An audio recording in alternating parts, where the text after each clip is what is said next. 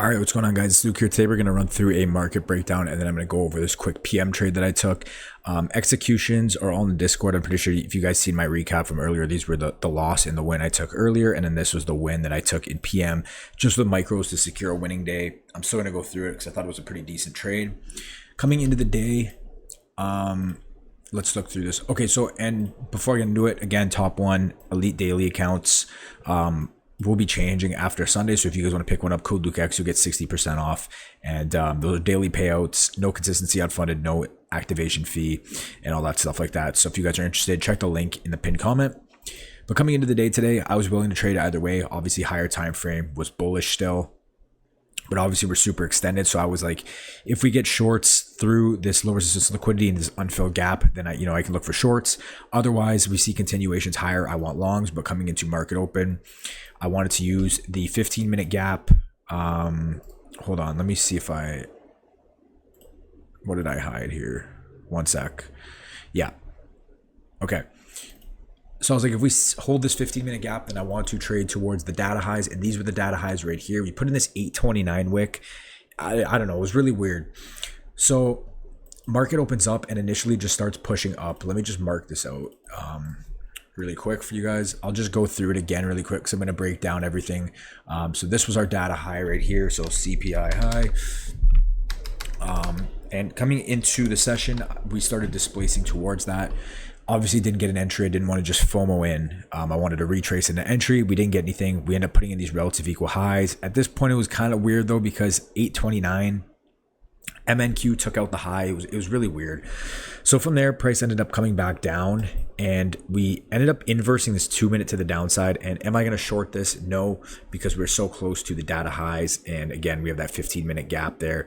So I'm not going to short that just because I don't want to short unless we start breaking below there. Then I would look for shorts down.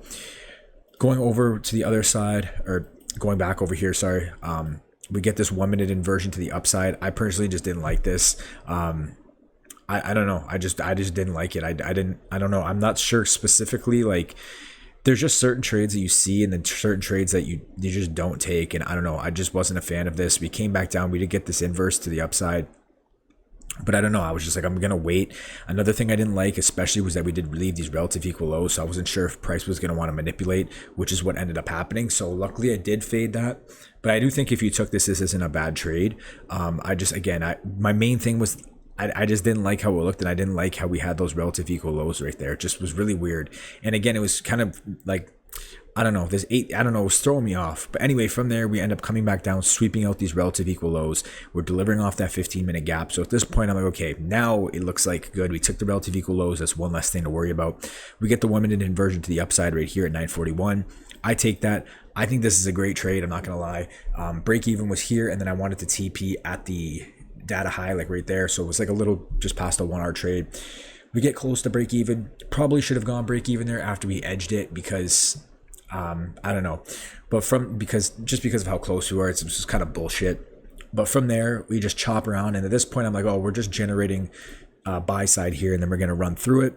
Now, normally, if we start chopping around like this, I would have closed at my entry and just closed it for a break even. But since the draw was so strong at that data high, we had all this low resistance liquidity leading into it. I was like, we're probably gonna go up, and unfortunately, I was wrong. So what happens from there? Okay, so if you guys pay attention, a lot of times when there is a sweep, a lot of the times we will get a resweep before making the move, and this is exactly what we end up getting. When we tap into this 15-minute gap, and when we sweep these relative equal lows, we barely sweep it. If you could see, we just get a small poke down. Then from there, we come down and we get the true sweep. We're still holding that 15-minute gap because we never inversed it. If you look here, we never inversed it right here. We just wick below it. And then we get that recovery to the upside. Now, I think we actually got an SMT here. I got to double check. I didn't really even notice this, but I think we got an SMT. I thought somebody said that. Let me just see. Yeah, okay, we did. So we got an SMT there. We reswept. We're still holding that 15-minute gap. This 1-minute inverse right here was pretty good. Personally, for me, I wanted to see more volume, just because if you look at the candles just chopping around, we got that 1-minute inverse. We technically, I think, closed above the bodies, but I wanted to see a little bit more volume. So I took the entry off the 2-minute close. Again, 2-minute close right here. We got the 1-minute inversion SMT. So I took it there. And my idea, honestly, was to hold to these highs up here. So what I did was when we took out the data high, I trailed my stop like right here, and then I was like, if we flush higher, then I'll end green. But if we come down, then I'll take basically the break even on the day, because then that would make back the entire loss, if that makes sense. So I ended up getting taken out like right around here, so I ended break even there. From there, we really didn't see anything, but we did make that move up. And at this point, we edged some 4-hour highs. I was looking to short this, but like, I think was it this high? Hold on. Yeah, this high right here. We edged this high right here, and then we got that 1 minute inverse to the downside. I think this is a decent short here, but again, I didn't like how we edged that high. I thought we were going to do some stupid, we were going to manipulate back to the upside and then start dumping.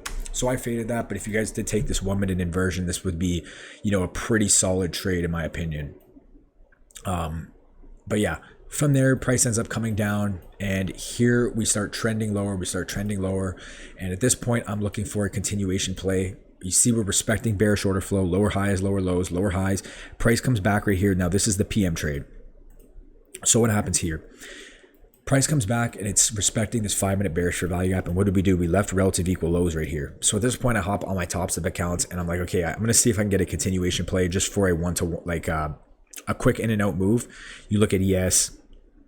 ES tapped into the 4-hour gap, but what you'll notice, like I said with the first trade, if it makes a small poke in, what it's going to do a lot of the times is resweep it and then go. So I was like, okay, if ES continues to kind of respect bearish, then I want to see both of them flush lower one more time before I move up. So again, I see NQ respecting that 5 minute gap. On top of that, it's also respecting OTE of this small push right here. So at this point, I'm literally just looking for an entry. I'm expecting NQ to flush these relative equal lows, and I'm expecting ES to resweep that low since it was such a shallow sweep and then continue up. Again, if you get a very shallow sweep where it barely wicks below, what you'll notice is a deeper sweep after and then price to move after that. So again, we're reacting off that 5 minute bearish gap. OTE, NQ, and ES both have room to go down. I take the entry right here on this 1 minute inversion at 1 p.m. and I run stops like right here at like a 14-point stop and break even here. And then I got out right here. I only ran this with like 4 or 5 micros. I can't even remember now. I think it was 4.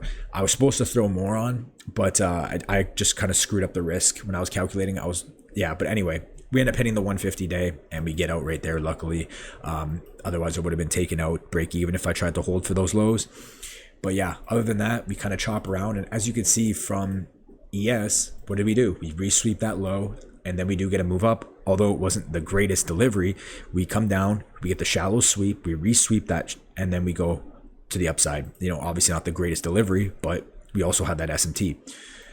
So again, trades of the day, in my opinion, I thought this was a solid long. I'm not gonna lie. I thought this was a solid long. Again, the only thing is when you get that shallow sweep where you barely sweep out a low, you can potentially see a resweep, right? And that's what we ended up dealing with. That's probably why we took the loss.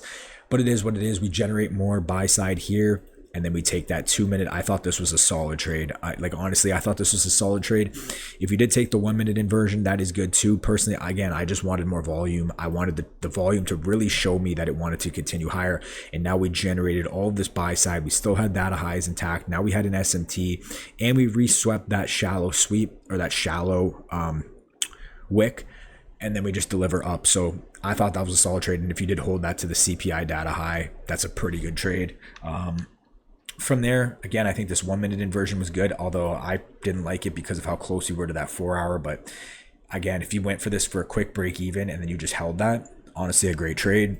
And then from there, guys, this was the PM trade. One more time, I'll run through it. Price comes back into this 5 minute bearish value gap. I want to see price flush to around these relative equal lows. ES at this time, again, put in a very shallow wick here. I want to see it get reswept before delivery back up. So I know that NQ and ES likely could push lower.